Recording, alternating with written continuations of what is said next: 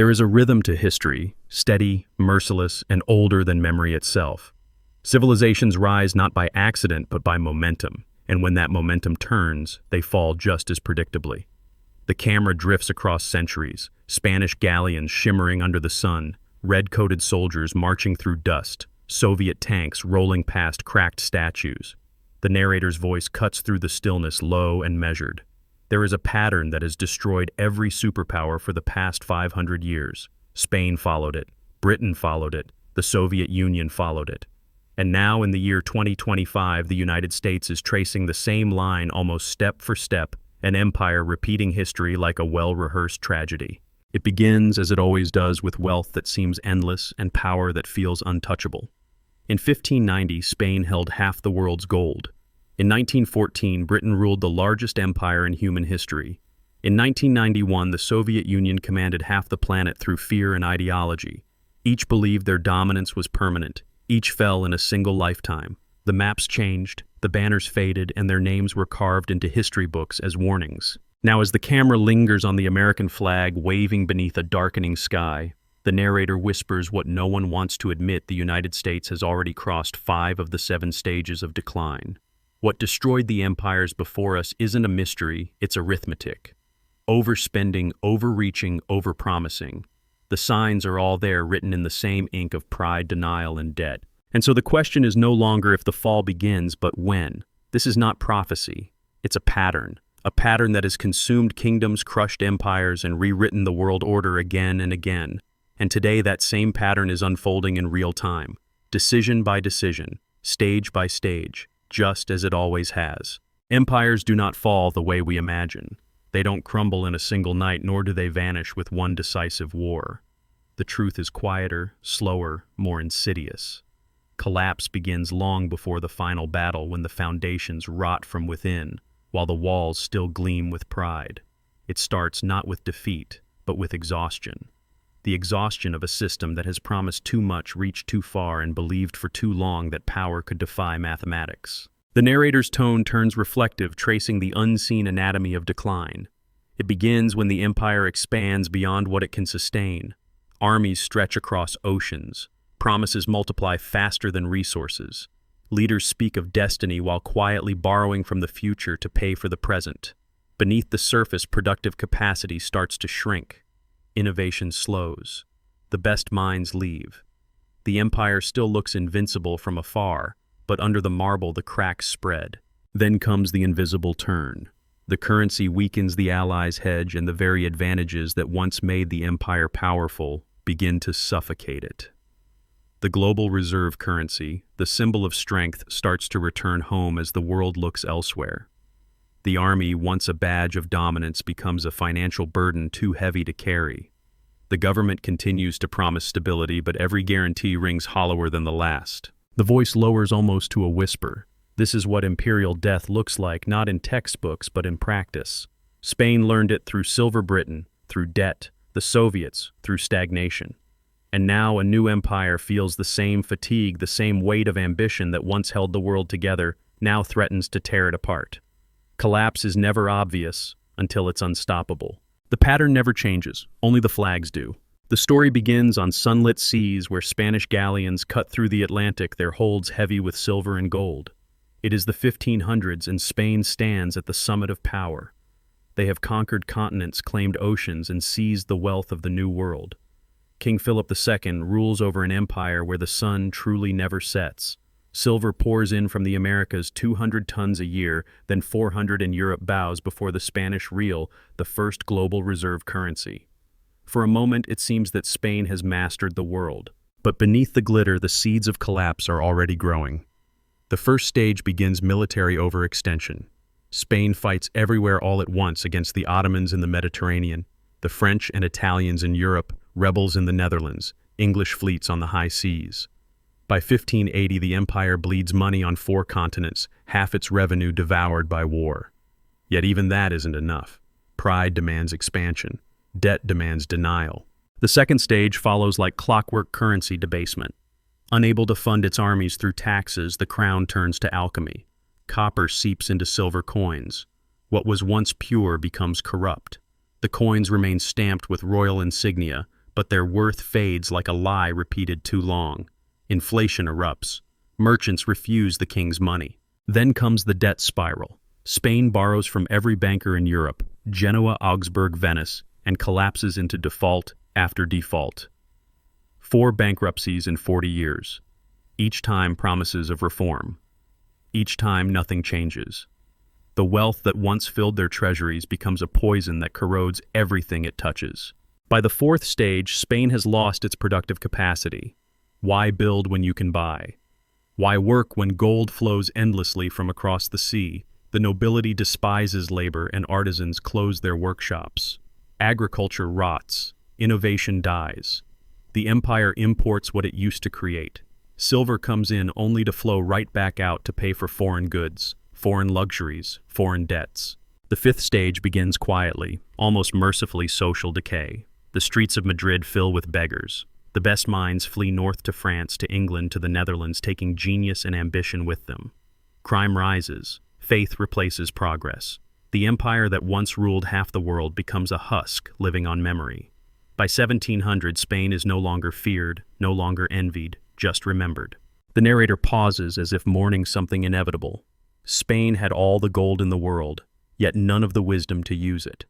The first global empire had revealed the full anatomy of collapse and drawn the map that others would follow for centuries to come. The scene shifts to London at the dawn of the 20th century. Smoke rises from chimneys, the Thames glitters beneath steel bridges, and the Union Jack flutters over 1/4 of the world's land. The British Empire appears eternal, its reach stretched from Africa to Asia, from Canada to Australia. The pound sterling is the global reserve currency, and London is the heart of global finance. Yet beneath the grandeur, the old pattern stirs again. Stage 1: military overextension. By 1900, Britain's red-coated soldiers stand guard on 6 continents. Each new colony brings more prestige and more cost.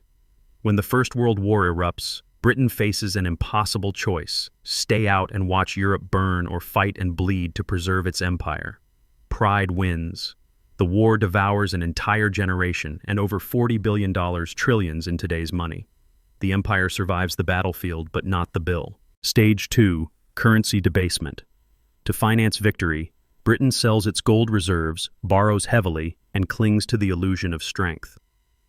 In 1925, desperate to maintain prestige, it returns to the gold standard at the old, overvalued rate. The decision is fatal. Exports collapse. Factories close. Unemployment spreads like a shadow. By 1931, the lie can no longer hold. Britain abandons the gold standard, and the pound, once the backbone of the world economy, falls 25% overnight.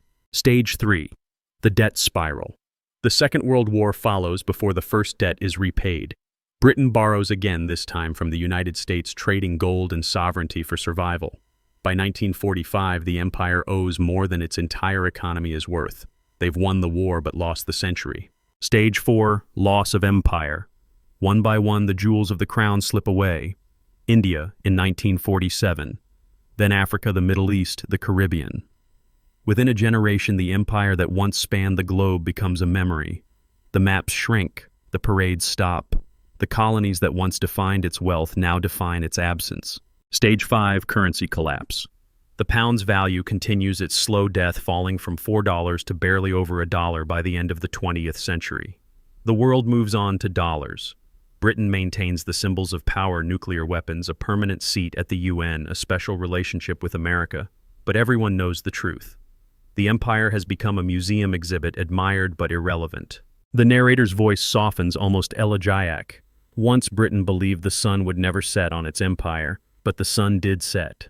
It set quietly, without ceremony, fading behind the debt, the wars, and the illusions that no one dared to challenge. And in the dusk that followed, the world turned its eyes to a new superpower rising across the Atlantic, one that promised to be different and believed it could never fall. The camera opens on a gray horizon. Red banners ripple in the cold wind, tanks roll through Moscow's streets, and statues of Lenin stand frozen against the winter sky. The Soviet Union in 1945 is a colossus. It has crushed Nazi Germany, seized half of Europe, and built a military to rival the world. Its leaders believe history itself bends toward their system, that communism will outlast capitalism, that the West will decay while they endure. But beneath the triumphal parades and steel, the same silent pattern begins to unfold once more. Stage 1. Military overextension. The Soviet Union spends nearly one-fifth of its entire economy on the armed forces, a burden no nation can carry for long. Its tanks, ships, and missiles stretch from Cuba to Afghanistan, from North Korea to Ethiopia. For every American base, the Soviets must build a counterweight. For every alliance the West forms, they must pay for their own version. Their reach grows wider, but their strength thins. Stage 2. Economic stagnation. Factories churn out broken machines. Farms fail despite vast fields. Innovation dies under the weight of bureaucracy and fear.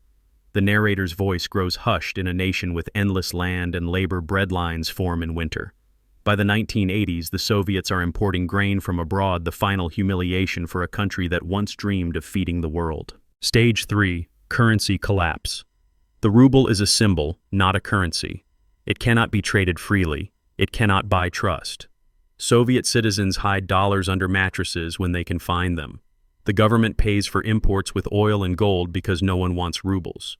When oil prices crash in the 1980s, the lifeline snaps. The empire runs out of real money. Stage 4. Loss of empire. 1989. The Berlin Wall cracks, then crumbles. Poland, Hungary, Czechoslovakia, Romania, each one slips away like sand through clenched fingers.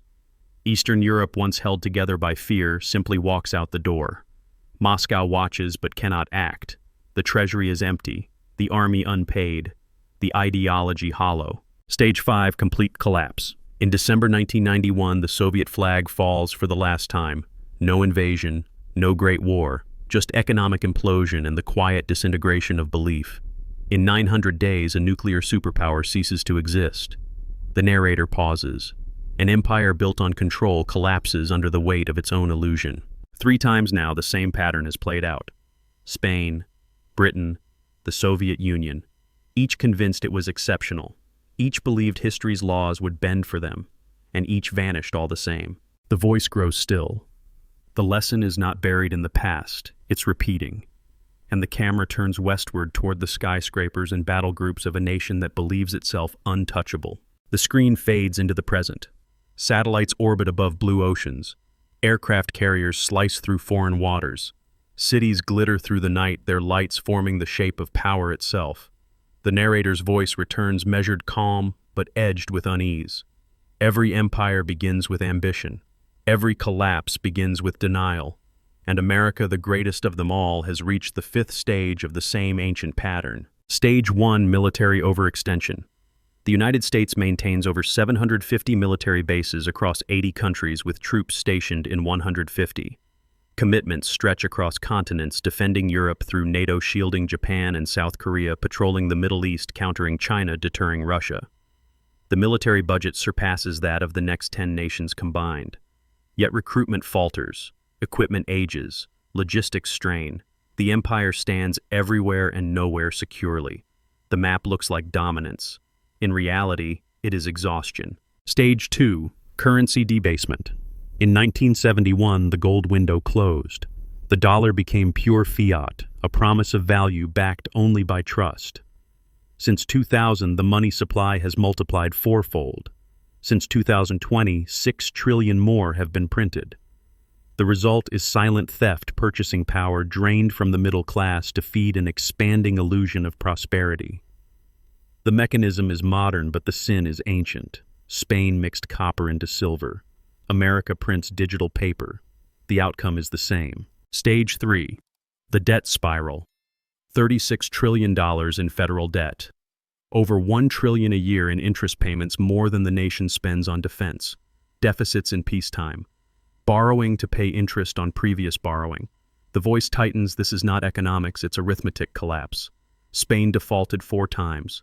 Britain mortgaged its empire. The Soviets ran out of money. The United States is repeating the same mathematics under brighter lights. Stage 4. Loss of productive capacity. The factories are silent. Supply chains run through foreign ports. The nation that once built everything now imports nearly everything: medicine, steel, microchips, even military parts. Dollars flow out while products flow in. For decades, the trade deficit yawns wider. Like Spain, America has become a conduit of wealth, not a creator of it. Stage 5, social decay.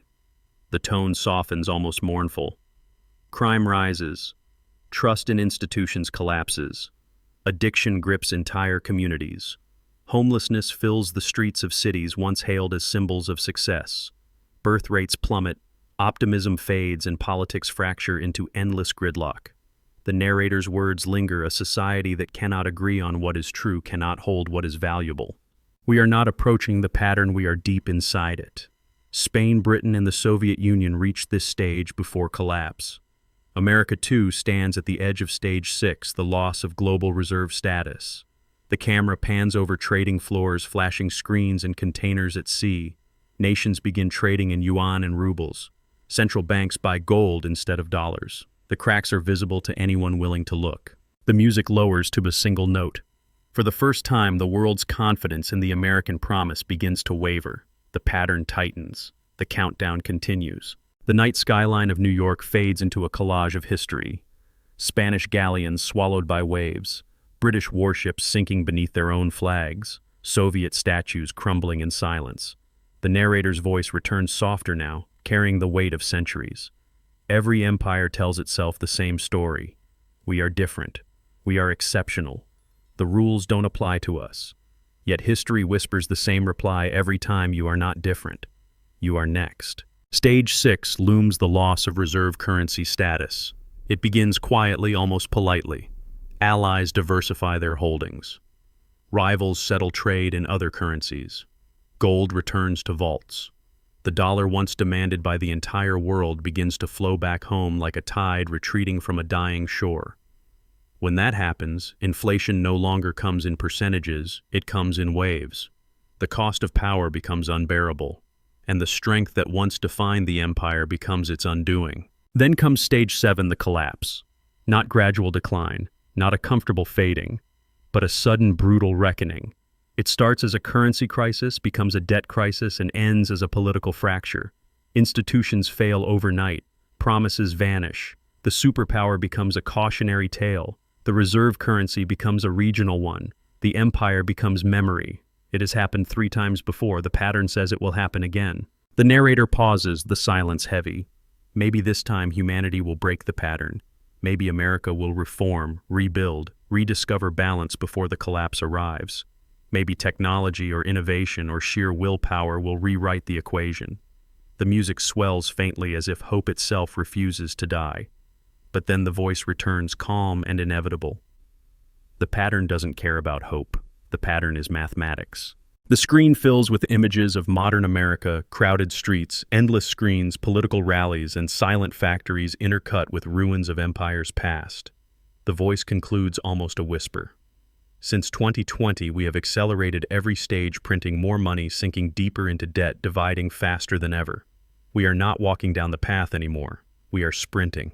A final breath of silence. The camera lingers on the American flag, rippling beneath storm clouds. Maybe this time will be different, but history and math say otherwise.